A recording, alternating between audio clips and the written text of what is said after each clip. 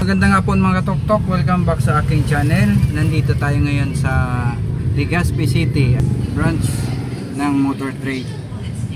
Nasa kaliwa natin. Re-review tayo ngayon ng Bajaj Maxima Z. Before that, please comment, like, and then subscribe. At sana tangkilikin po ninyo ang video nito. Bye-bye muna.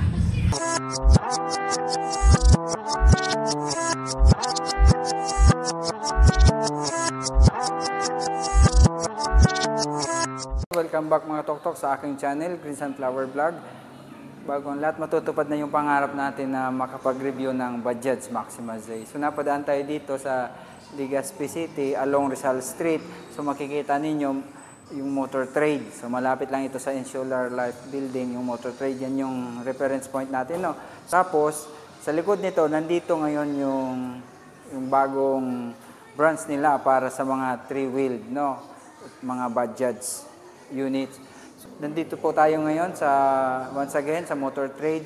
So magre-review tayo ng Bajaj Maxima 236cc. Bago natin umpisahan, so magpapasalamat muna tayo kay Sir Carl and then kay Sir JP at pinayagan tayo makapag-review ng kanilang Bajaj Maxima Z or sa kanilang mga unit na nandito. Ang re-review lang muna natin ay yung Bajaj Maxima Z.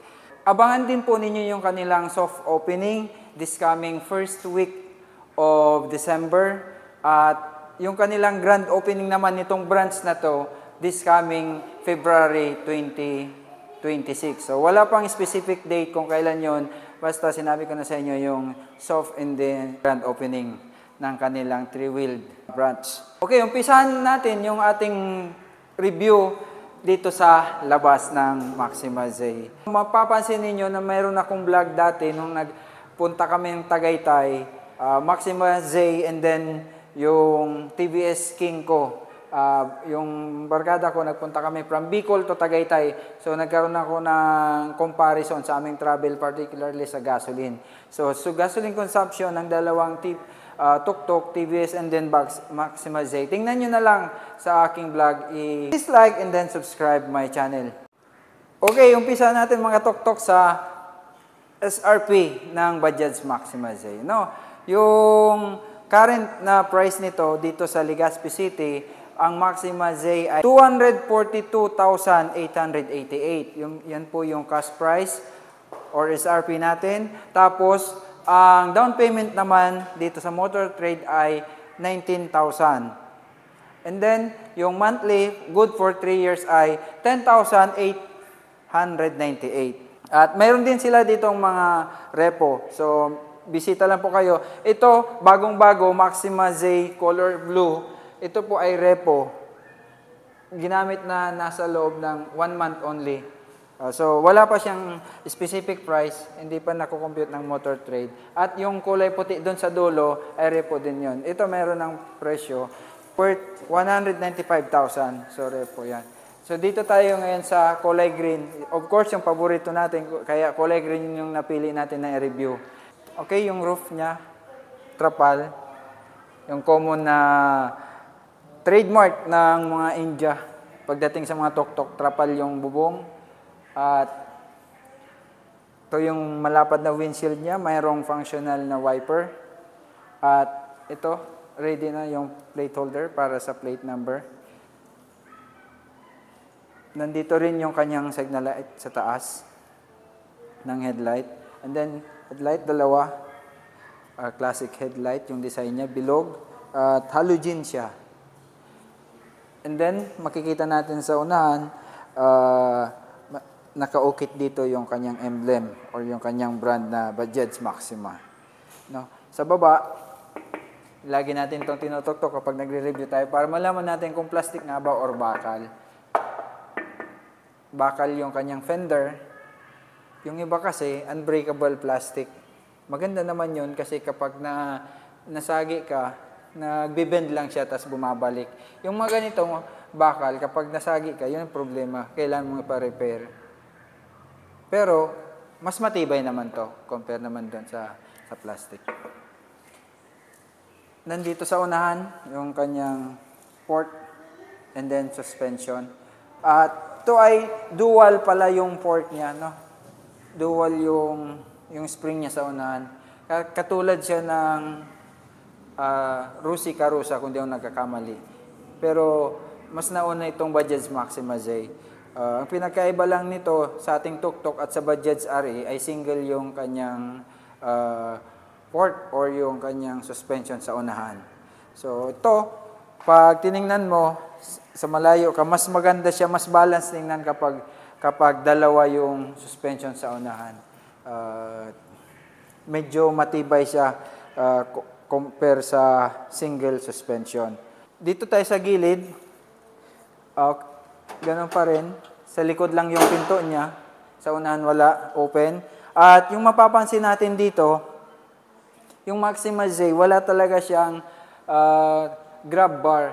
Ang tawag, tama ba? Grab bar. Yung kapag nalobat ka o hindi mandar sa battery, mayroon kang second option ba?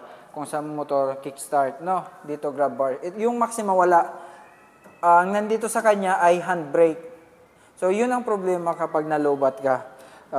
Anyway, pwede naman atang itulak. Pero hindi ko pa nasusubukan kung pwedeng itulak. Pero kapag mga manual, pwede siyang itulak kung hindi ako nagkakamali.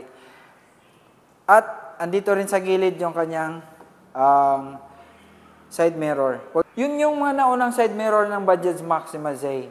Malapad siya at medyo malaki. Pero, itong bago ng labas ng Bajaj, medyo maliit siya. Pero ito yung mas nagagandahan ko at mas maporma tingnan. Kasi, kumbaga, di siya kalakihan. So, ibig sabihin, hindi siya ganong nag-occupy ng blind spot sa driver, no? At gusto ko nga bumili nito, hindi ko alam kung kasya to sa TVS kung ilalagay ko. Ang cute ng design ng side mirror ng Bajaj Maxima. Okay, tapos na tayo dito sa likod, pinto. At meron siyang window sa gilid. Dagdag convenience ba sa passenger kapag mayroon ditong bintana kasi nagiging aware ka sa paligid mo, lilingon-lingon ka, hindi ka na gagalaw kung nakasandal ka, no? Compare sa ibang tuk-tuk, close pa dito. May kagandahan din tong window sa gilid. Okay, dito naman tayo sa likod ng Bajaj Maxima Z. Ito yung trademark niya, na-open to yung likod niya. Baba natin para makita sa camera. Ang kagandahan nito, ang TVS kasi walang ganito. Puro lang siya closed. Pero, pag tiningnan mo siya, pangit. Pero, meron tong kagandahan in a way, kapag may ilalagay ka sa likod, yung ingress and then egress ng product mo, ng mga staff mo, mas madaling makuha. No? Kasi maluwag sa likod. Hindi ka na papasok sa loob para kumuha ng mag-load or mag-unload ng mga items mo. At saka, kung sakaling kailangan mo pa ng more space or more para di ka ganong maabala, lalo kapag maglo-load, magkakamada ka, mas maganda, mas maluwag yung entrance mo para sa pagkakamada or pagbaba ng mga gamit, no? Or ng mga cargo. So, di ba ang ganda? Mas komportable. Ngayon, ang kaganda, isa pang kagandahan nito, kapag nagda-drive ka, meron kasing time na mahangin.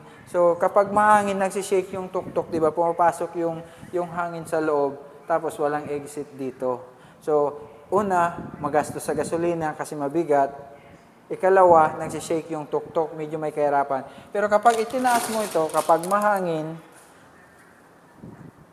bawas ka na sa load, mas tipid sa gasolina, and then, di ka pa magsishake-shake kasi through and through yung hangin.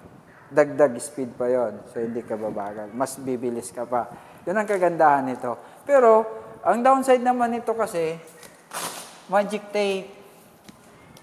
Kapag tumagal na to, madudumihan to, so hindi na gaano siyang lalapat. Kaya yung iba, nagpapalagay na lang dito ng tox para ma-fix siya.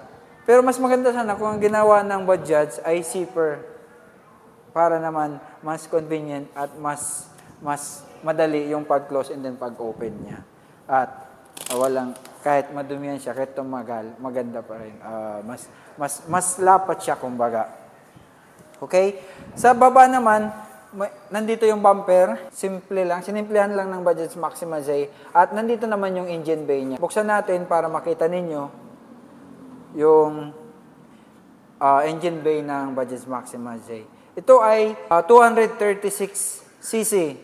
Ganyan kalaki at kaganda yung kanyang makina. Pero, ang pinagkaiba nito sa mga naunang Bajaj Maxima ay hindi na to twin spark, kundi single spark plug na lang to. Yung mga bagong RE at mga Maxima ay single spark na lang siya. Nandito. Kung makikita ninyo, ayan yung spark plug, isa na lang siya. Dati dalawa yan eh. Yung RE at Maxima, dalawa yan. Kaya tinawag na twin spark. So ngayon, single spark na lang siya. Or single spark plug na lang siya. Yan. Hindi natin alam bakit na naging single na lang yung spark ng mga Bajaj. Siguro, nandun na yung factor na cost cutting siguro. Mas maganda sana na dalawa or twin spark kasi mas madali masunog, mas doble yung power at mas madali makarangkada. Kasi pansin ko yun, mas mabibilis yung mga Maxima, mga Bajaj. Kasi mga twin spark sila. Ang size ng gulong niya ay 4x10. So, kasinlaki siya ng Bajaj, kasinlaki siya ng Karusa Rossi. Yung gulong niya. Pero hindi ko sigurado kung same size ba sila. Basta, ang sigurado natin, mas malaki ang gulong niya compare sa RE. Mas maganda to tingnan compare sa RE kasi mas maliit yung sa RE or sa TVS. Okay mga tuktok, dito naman tayo sa interior design ng Bajaj Maxima Z. Ano kayong tawag nito sa taas? Hindi ko alam. Nag-review na ako ng RE, hindi ko rin natanong dun sa coordinator ng Bajaj kung anong tawag dito. So anyway, kasi yung dito, tawag dito, glove box, di ba? Kahit sa sasakyan, glove box itong nasa dashboard. Pero dito, nakalimutan ko anong tawag. So anyway, basta ang pinaka main purpose dito ay pwede siyang mapaglagyan ng anything na pwede mong itago, gusto mong itago. At hindi mo maiwan-iwan. Tulad ng mga papers ng ating sasakyan. Cellphone, pwede mo din dyan ilagay kapag nagbabiyahe. But be sure na kukunin mo kapag nagpark ka or iniwanan mo to kasi wala siyang lock, hindi siya secured. So, pwede siyang mawala or nakawin. Okay, nandito yung kanyang interior light or cabin light. Tama ba? At ito, design lang to. Pero, binalot niya yung motor ng wiper. Pero pwede mo siyang lagyan ng coins. Yan nga lang pwede rin mahulog. So, pansamantala pwede mo siyang ipatong dyan. Nandito yung kanyang speedometer, analog design. Ganon din yung kanyang fuel gauge. At mayroong maliit na MP3. Tapos mayroong kaliwat kanan yung kanyang bulsa sa dashboard or glove box na kung tawagin natin. At comment down kung anong tawag ninyo dito sa glove box and then dito sa unahan, sa taas, kung anong pinaka-term talaga ng Bajaj dyan. Unang mga tuk-tuk enthusiast.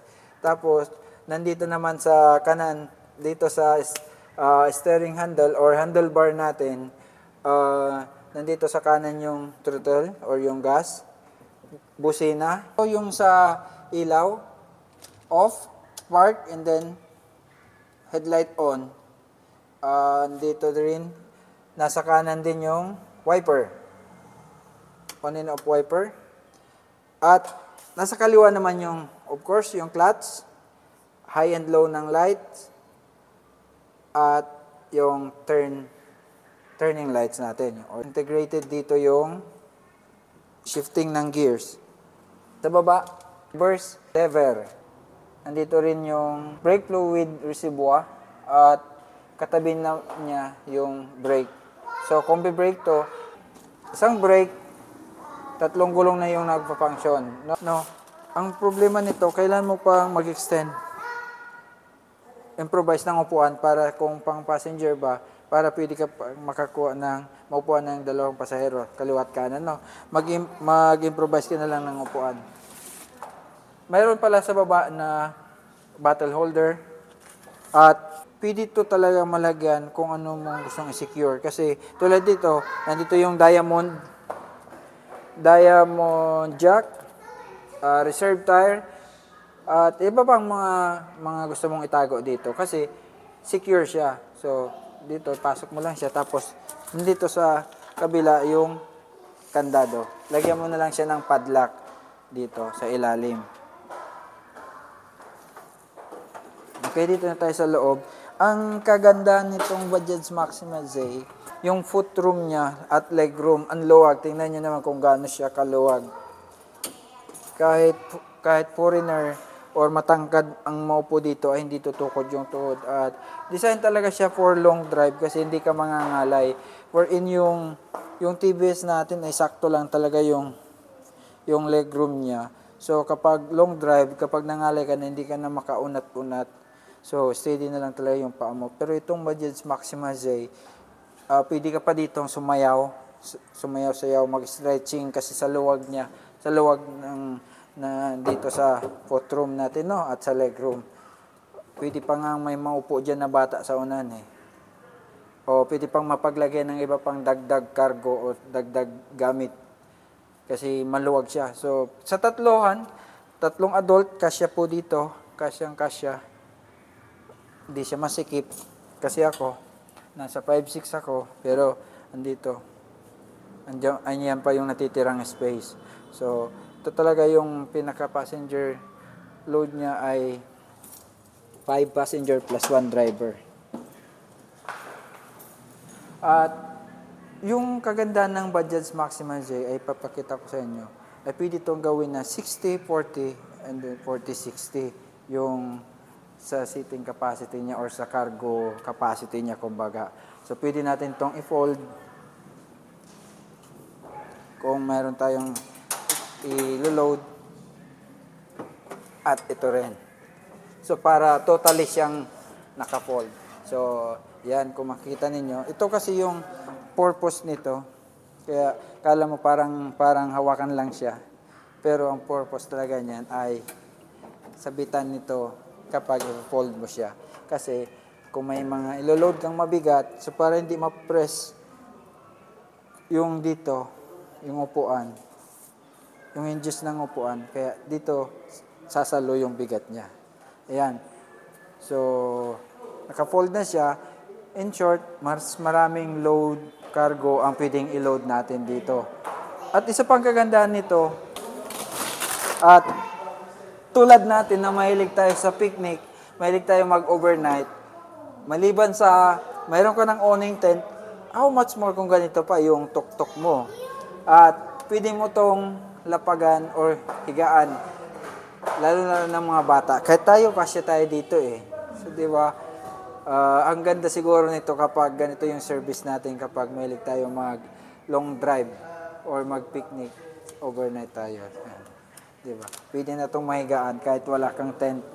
Pwede ka na dito makatulog.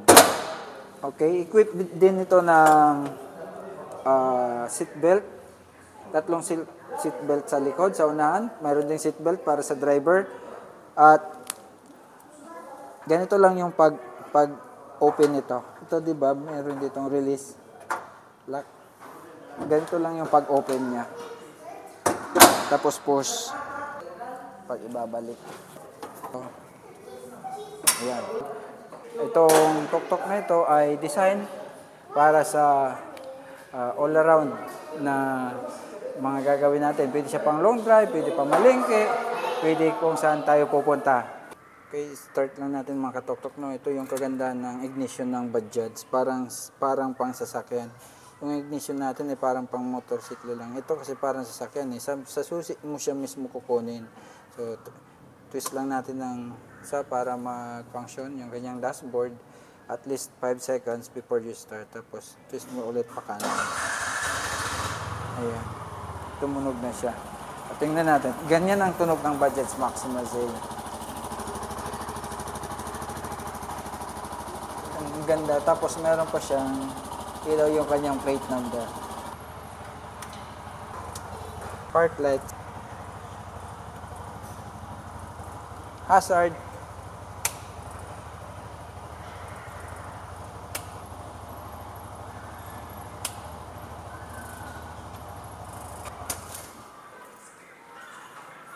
Okay, dyan po nagtatapos mga katuktok ang ating pagre-review ng budgets Maxima Zay. Again, please visit Motor Trade Legazpi. Dito lang yan sa Rizal Street. Again, ang kanilang soft opening this first week ng December at yung kanilang grand opening ay sa February 2026. Punta na kayo dito at get your own. Thank you so much sa panonood. Maraming salamat mga katuktok. See you again next time.